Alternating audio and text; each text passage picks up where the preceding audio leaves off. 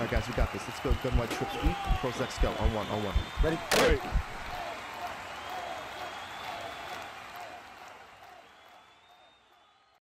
What's going on, everyone? Cap24 here from HuddleGG. Today's video, we're going to show you how to absolutely destroy cover 2 man, depending on how they want to play it. Now, this comes from a game plan that I just put out last week, Arizona Cardinals game plan number 2, which is the spread formation, doubles Y flex and a spread Y flex week. If you guys have been following my content this year, I did a huge game plan on the empty formations at the beginning of the year. Now we're doing the spread formations. Next one I'll do is the doubles, and we're going to carry out this theme throughout the year. So if you want to see something that is going to basically give you options no matter what style player you are, you're definitely going to want to check that out. Now, if you look on my screen right now, you can see I'm scrolling through the game plan, and you're going to see this play called Shark Halfback Wheel, and it's got 19 different setups. And I did that for a reason. If you look at what I did, I wanted to give you a bomb play for every single type of defense that you can find. You know, if they're playing Tampa 3, if they're playing cover 3 cloud, if they're playing cover 9 match, cover 6 match, cover 4 quarters default, cover 4 quarters match, palms, cover 4, cover 3, cover 2, cover 2 with the deep thirds, everything you could possibly do, including cover 2 man. And in this video, we're going to talk about the cover 2 man setups and give you a little bit of a glimpse of having this play be a opportunity to get big yards for you, no matter what they're covering, and basically mix in all your base plays with it. So let's jump into it. Let's call the cover 2 man at $1. Now, what you're going to see is you want the ball in the left hash mark. And when people play this, what they're going to end up doing is they're going to press, and then they're going to basically go ahead and play this coverage, right? The first thing we're going to do is put the A on a streak, and we're going to motion out the RB. Now, as long as they're not in base line, which most people probably will not be when they're playing man coverage, the linebacker is the one that's going to cover you. The reason why is because the player that is above the tight end here is going to be covering him, and the person that's responsible for him is going to be the linebacker. It gives us a nice big advantage here on this route. Now, this route the RB is running, Patterson's actually a decent route runner, and so he runs it a little bit different than, like, say, a Derrick Henry, but they both still cook. One's a little bit wider, one's not. You're going to see here that if they don't do anything with their coverages when it comes to shading, the RB is going to be a great route that's going to get around the player, up the field, you throw it to him, and you get yourself a huge amount of yards, right? I take that for so many yards all the time. Now, the thing with that is, if people get smart, they can play outside leverage, right? So if they're doing this and they're playing outside leverage, what I want you to do is look at this player here, Hester. If he is on the top of the numbers, doing this on the left hash mark, right? If he's on the top of the numbers or to the right of the numbers, that means he's not outside leverage. If he goes ahead and we do outside leverage, you're gonna see that that guy is now in the middle of the numbers. Very rarely that people that are playing cover 2 man as their base defense are going to shade individually each player. It's kind of one of those set it and forget it defenses, so usually not your higher skilled players are using it, so they usually aren't going to shade individually. So whenever I see this player over here not to the inside, then I'm going to assume that they're in outside shade, right? When they do that, what you're going to see here is that they can shut this RB down, okay? So watch this here, the RB goes over here. Can it win? Yes, but for the most part, you can see how that doesn't really win, right? So that's a thing that people will do against this if you beat them over and over. So we have to have something to combat that, right? This is what scheming does. This is what our game plans do.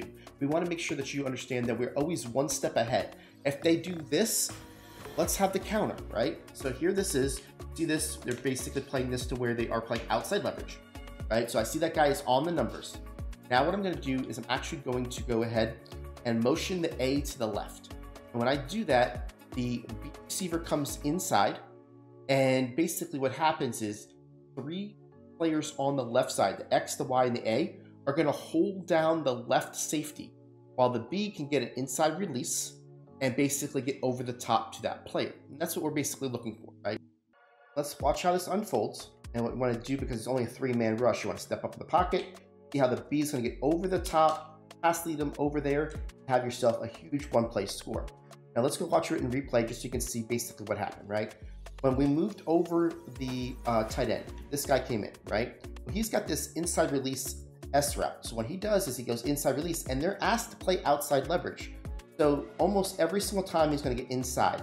And when he does, now the guy's playing from a trail position, where he's going to basically go there, and he's looking for help, right? He's got underneath coverage, outside coverage, because that's what your cover 2 man is, right? But we see how this guy is sucked down because of there's nobody on his area that he has to worry about.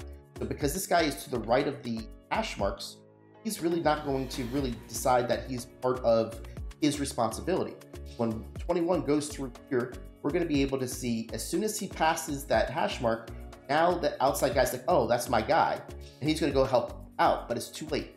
And you can see how we're going to be able to throw this over the top to him. We want to pass lead it and get ourselves the huge touchdown play.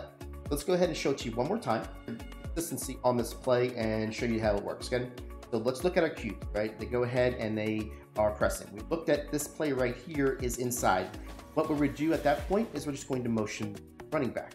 If we see that he is outside, right, that's what we're looking for.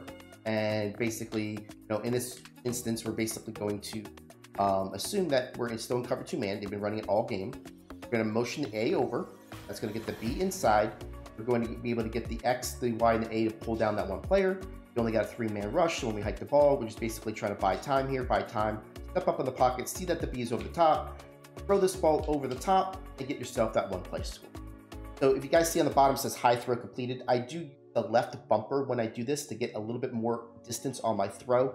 It's a tip that I taught way back when in our YouTube videos. You could freeform this if you're really good at freeform. I don't do a whole lot of freeforming. I use the mechanics that's always been the game. I feel like I can almost complete every pass and the way that is, and that's kind of how I do this. So guys, this is just one little glimpse of that game plan.